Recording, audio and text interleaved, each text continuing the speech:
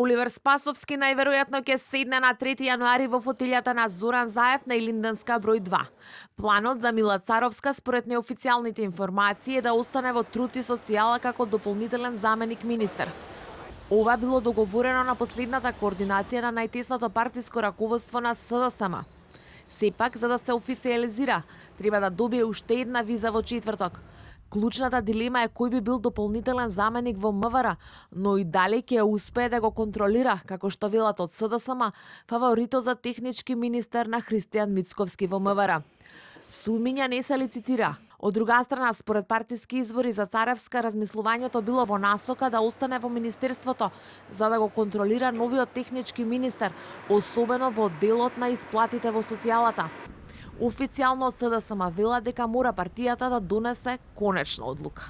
Од друга страна, консултации, но само меѓу најдоверливите луѓе на Христијан Мицковски има и во ВМРО ДПМН. Според информациите, конечната одлука кој ќе седне во министерското столче во МВР, труд и социјала, но и во дополнителното заменичко во финансии, земјоделство и информатичко општество, велат ќе се пресече до крај на следната недела. Она што според партиски извори во ВМРО ДПМН е фиксно е дека членот на извршниот комитет Цветан Трипуновски предизборно ќе му дише во врат на Трајан Димковски во земјоделство.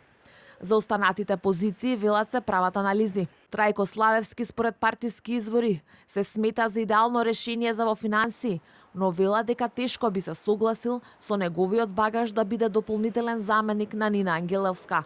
Мицковски треба да го пополни и дополнителното место во информатичко општество, а најпримамливото место во МВР го посакуваат многумина во опозицијата. Но кој ќе го добие во моментов од опозицијата велат дека знае единствено лидерот.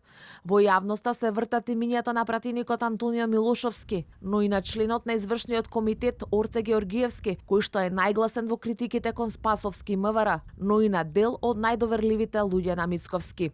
Останува енигма и кој ќе седне во министерската позиција во труд и социјала. Официјално од таму вела дека воопшто не се ни почнати разговорите на тема техничка влада.